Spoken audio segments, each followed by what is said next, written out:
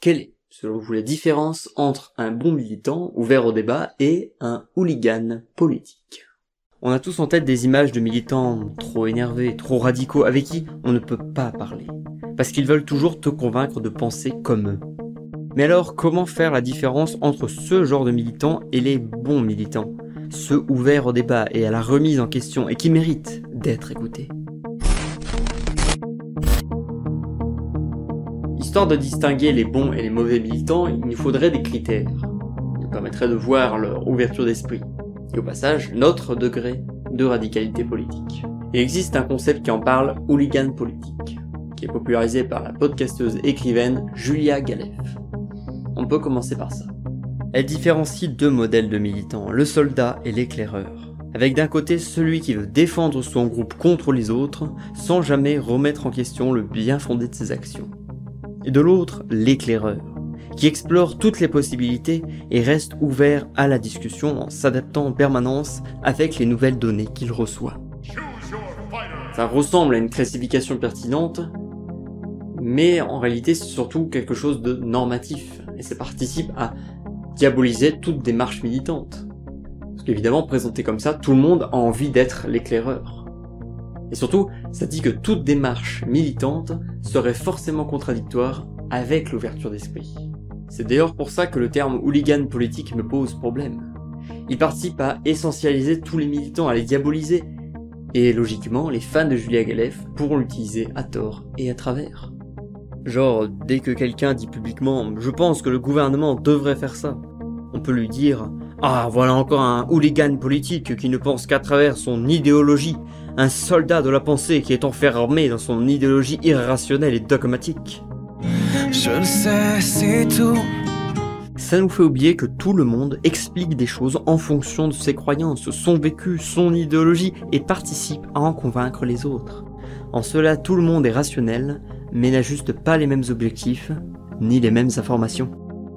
Si quelqu'un a toutes les informations sur un sujet, et qu'après avoir tout analysé, il veut faire des actions militantes et radicales, il peut être rationnel, prudent, ouvert à de nouvelles informations, mais radical dans ses actes. Nous adhérons tous radicalement à des idées. C'est juste que certaines de ces idées sont très acceptées socialement, voire dans la loi. Des idées comme la République ou la liberté de la presse ont été en leur temps mais archi-radicales, archi-révolutionnaires, mais aujourd'hui sont perçues comme assez banales. Finalement, la radicalité politique est avant tout une histoire de perception. Donc en fait, nous sommes tous des radicaux. Simplement, notre radicalité à nous, elle est invisible d'un point de vue social. Pourquoi ? Pourquoi ? Parce que nous adhérons radicalement à des idées non radicales. On ne peut donc pas juger l'ouverture d'esprit d'un militant juste en regardant la radicalité de ses actes, ou de son mindset supposé. Un autre critère pourrait être notre capacité à nous remettre en question, à la fois sur ce qu'on pense, mais aussi sur ce qu'on fait. Faire preuve d'esprit critique ou de métacognition finalement. Le problème, c'est que l'esprit critique, tout le monde pense en avoir suffisamment. Tout le monde pense être capable de se remettre en question, de remettre en question les combats qu'ils défendent même à l'occasion. Mais on sait que c'est plus ou moins le cas selon les personnes. Imaginez quelqu'un qui est parfaitement en phase avec un parti politique en particulier. Vous lui expliquez « Mais regarde, ce parti a ce défaut et c'est en désaccord avec tes principes. » La personne pourra être d'accord avec vous, mais puisque ce sera la seule fois qu'il voit un défaut dans son parti, il va probablement vouloir y rester. Il a pris en compte votre info, il a bougé son degré de confiance envers son parti, mais ce n'est pas suffisant pour l'en faire partir. Peut-être qu'un jour il le fera, mais il faudra que les aspects négatifs dépassent les aspects positifs à ses yeux. C'est important de voir comme ça, parce que, évidemment, de loin, les organisations politiques peuvent tous paraître comme des immenses blocs où tout le monde pense la même chose à l'intérieur, et sans aucune autocritique, alors qu'en réalité, ce n'est jamais vraiment le cas. D'une manière générale, plus une organisation politique est grande, plus il contient une diversité interne. Plutôt que de diaboliser toute forme d'idéologie ou d'engagement, ça peut être intéressant de voir quelles stratégies suivent les acteurs et voir quels choix ils ont fait.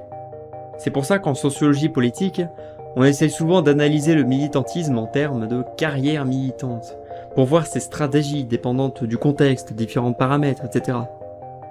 Pour prendre un exemple, dans le groupe Ceux qui votent démocrates aux élections états-uniennes, on trouve des gens très différents, avec des idéologies, des catégories sociales très variées, mais le vote dans l'urne sera le même.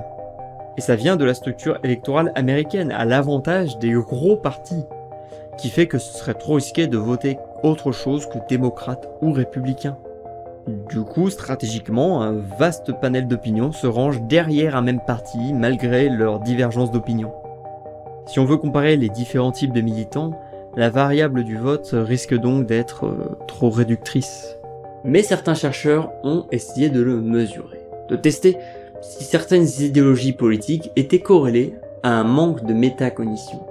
Autrement dit, est-ce qu'il existe des idées extrêmes, qui te rendraient intrinsèquement dogmatique? Une étude de 3 chercheurs ont essayé de le mesurer, et ont trouvé en décortiquant les résultats une corrélation de 1%. C'est-à-dire qu'en prenant un groupe et en essayant de deviner qui sont les plus radicaux sur la base de leurs idées, vous ferez à peine mieux qu'une pièce de monnaie. Et il y a l'autre problème qu'on trouve souvent avec ce genre d'études, les auteurs définissent les idées radicales ou non selon leur propre prisme idéologique, qui se trouve être libéral. Autant dire qu'on ne peut rien généraliser de très concluant. Cette illusion expérimentaliste amène les chercheurs à penser qu'ils peuvent traiter d'un phénomène social sans chercher à en comprendre le sens. Et en faisant ça, ils favorisent l'imposition de leur propre catégorie de jugement.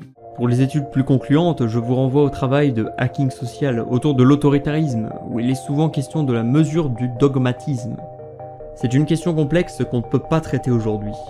Mais il semble ressortir un résultat de tout ça, c'est que le dogmatisme politique est présent partout, mais pas de la même manière. Il est le plus fort à l'extrême droite, et non pas chez les extrêmes. Si je résume, on ne peut pas discriminer les différents types de militants selon leur action vue de l'extérieur ou la radicalité de leurs actions, mais un peu selon leur idéologie, mais c'est très compliqué d'avoir des résultats solides. En vérité, je ne pense pas qu'il existe de critères parfaits pour différencier les bons et les mauvais militants. Ça dépendra toujours un peu de nos objectifs politiques. Ces critères en disent finalement beaucoup sur celui qui les fixe. Non, ce qu'il faut expliquer, c'est que le bon militant, c'est un type qui essaie de, voilà, il est là, il essaie de convaincre, d'expliquer, de défendre sa cause, voilà, bon. Voilà.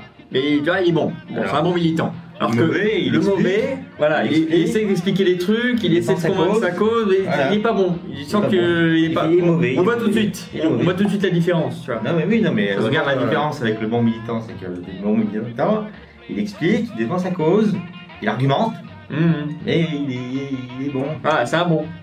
Voilà. Là, ça c'est les bons. Alors que le mauvais, il explique, il défend sa cause. Il argumente, mais il n'y arrive pas, il est mauvais. Il est mauvais. Voilà. C'est juste pour diviser ça. Oui, c'est juste sur un compte. Ah ouais, sur le compte. Mais je suis persuadé qu'il en faut quand même des critères.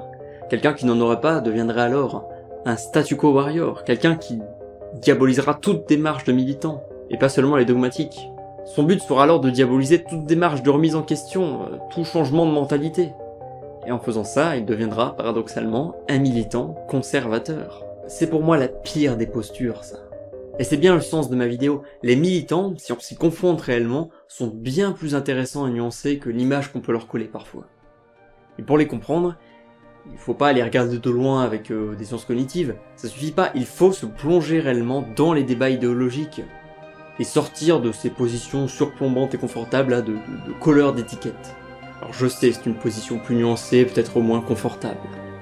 Je ne suis pas là pour vous offrir des illusions réconfortantes. Je ne vous offre qu'une vérité. Rien de plus.